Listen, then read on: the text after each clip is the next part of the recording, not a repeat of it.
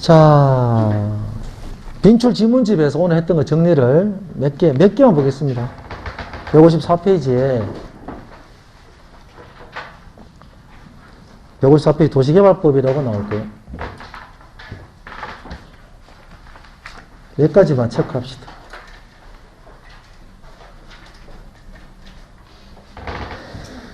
3번 문제 한번 볼까요? 3번 문제. 155페이지 3번 문제. 지정권자는 도시개발 사업을 환지 방식으로 시행하려고 개발계획을 수립할 때 시행자가 지방자치단체인 경우 토지소유의 동의를 받아야 한다?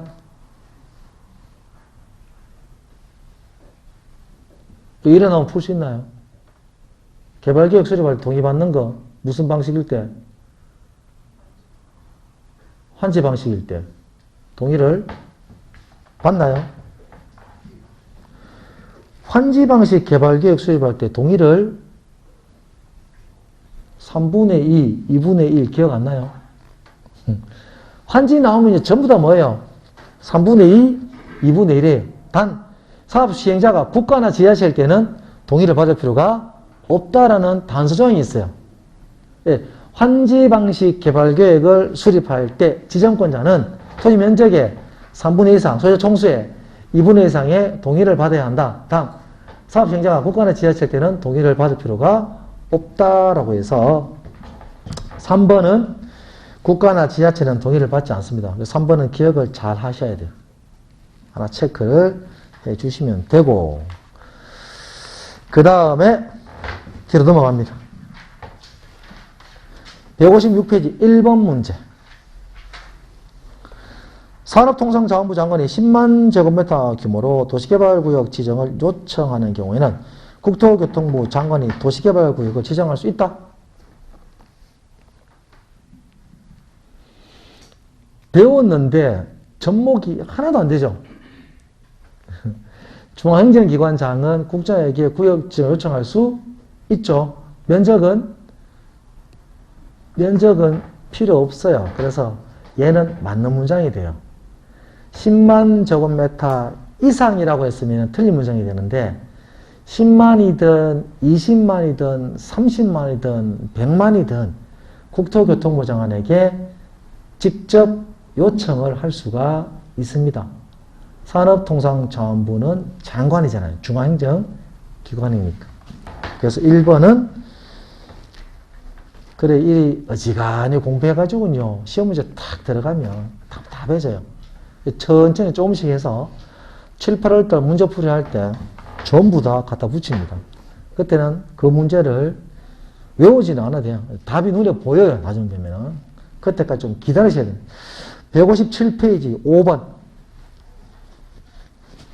자연 녹지 지역에서 도시개발구역으로 지정할 수 있는 규모는 3만 제곱미터 이상이어야 한다. 얼마? 만이죠, 만. 자연 녹지는 10,000 제곱미터 이상이어야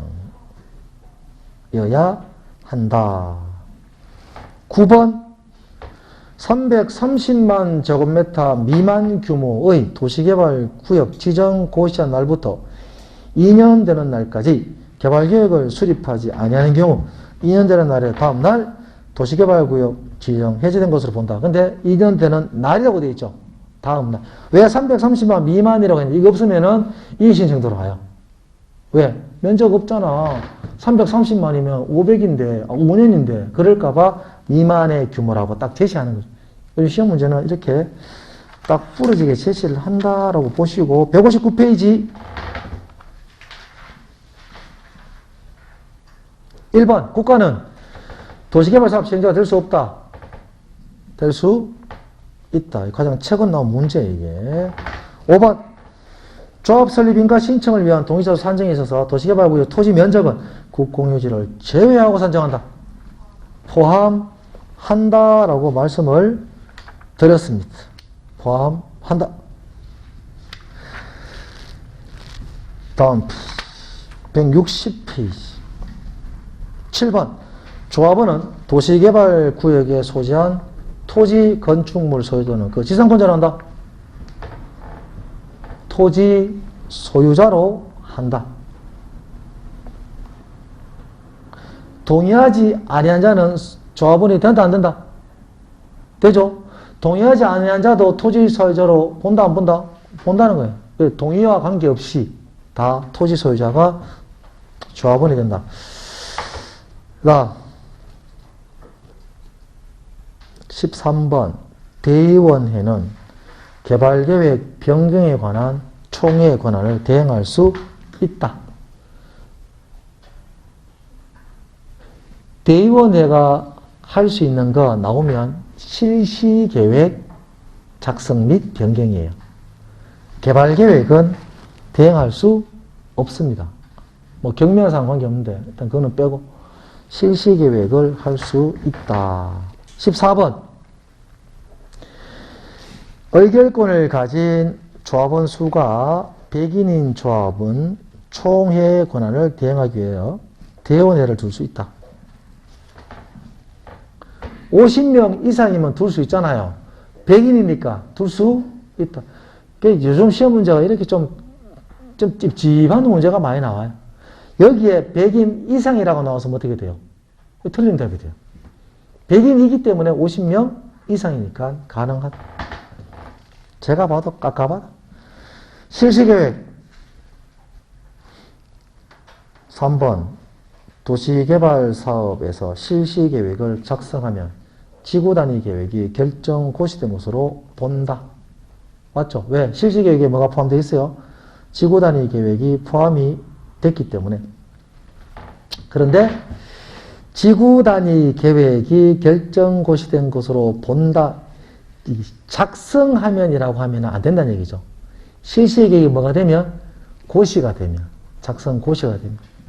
이 문제 내는 사람은 행정법 전공자는 아니에요. 어떻게든 여러분 틀리게 하려고 낸 거기 때문에 우리는 항상 문장 만들 때 고시가 있으면 결정고시가 의제되고 인가고시가 하면 무슨 고시가 의제되고 항상 마지막 행정처분이 다 일어나야 됩니다. 일어나야 뒤에 후속타가 따라온다. 실시계획 고시가 있어야 지구단위 계획이 결정고시된 것으로 본다. 3번은 틀린 문장이 되겠죠. 그죠? 자, 다음 사업 방식. 사업 방식은 163페이지에 가면은 163페이지에 1번 문장이 예전에 시험에 나왔을 때 시행자가 아닌 지정권자 무슨 뜻인지 몰라서 못 풀었어요. 사업을 위한 토지를 수용할 수 있는 사람은 누구예요? 사업 시행자만 가능하거든. 지정권자라고 해서 특별한 권리를 주면 안 돼요. 그래서 시행자가 돼야만 지정권자도 수용을 할 수 있다라는 걸 반영하기 위해서 시험에 한번 낸 것 같습니다. 그리고 이거를 요약을 그죠? 뭐 5분만 해라는 거는 사실상 불가능한 거예요. 164페이지로 가시면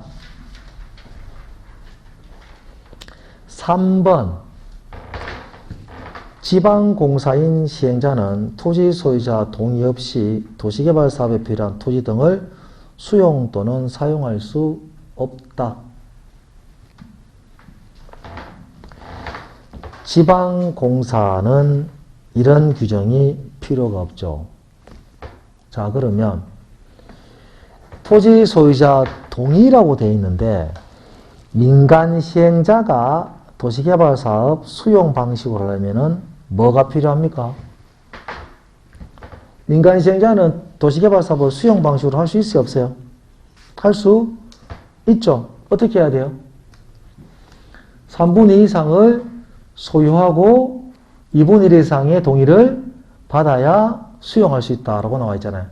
이 문장을 앞에 가면 2번 문장에도 나오고요. 3번 문장에도 나와요. 결국은 숫자나 동의 규정을 묻는 게 아니고 누구는 하고 물어요.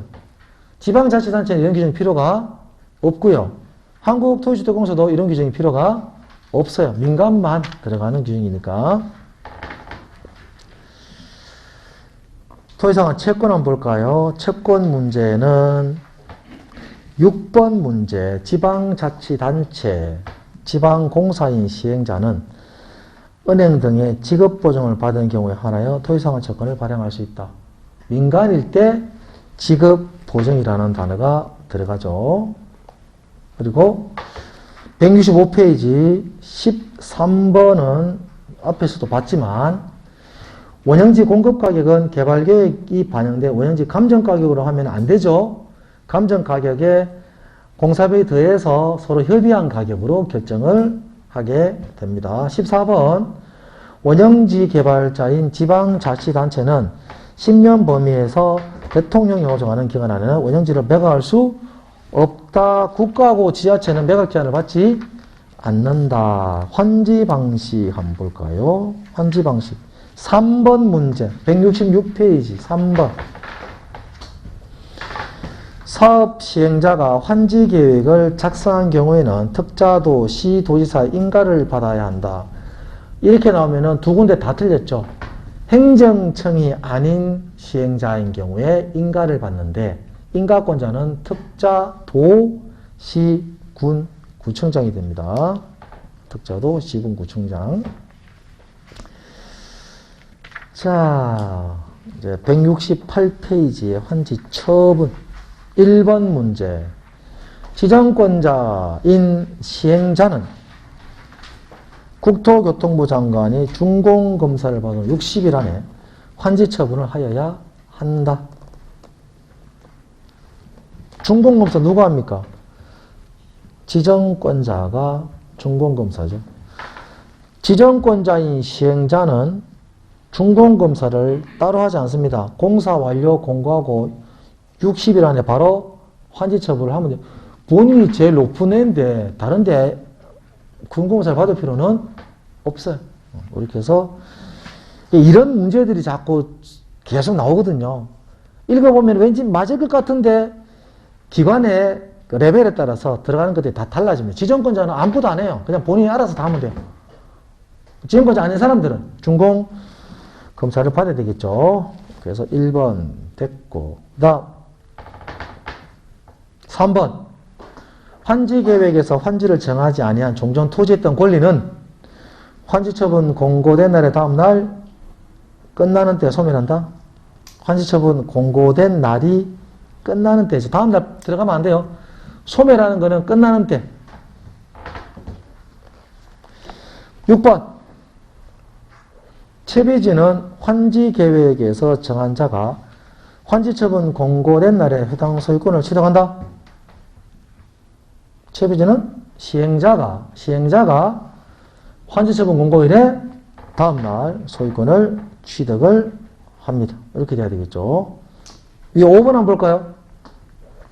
도시개발구역 토지에 대한 지역권은 도시개발사업 시행으로 행사할 이익이 없어진 경우 환지 처분 공고날이 끝나는 때 소멸한다. 이 문장이 맞는 문장이에요. 이런 문장들이 나오면 좀 어려울 수도 있어요. 지역권은 존속하죠. 그런데 행사할 이익이 없으면 소멸할 수밖에 없어요. 소멸 시기는 다 똑같잖아요. 언제예요? 환지 처분 공고 일이 끝나는 때 소멸은 다 동일합니다. 시점이. 자, 여기까지 일단 오늘 진도는 다 정리를 하는 걸로 하겠습니다. 도시개발법 하시느라 고생 많으셨습니다. 수고하셨습니다.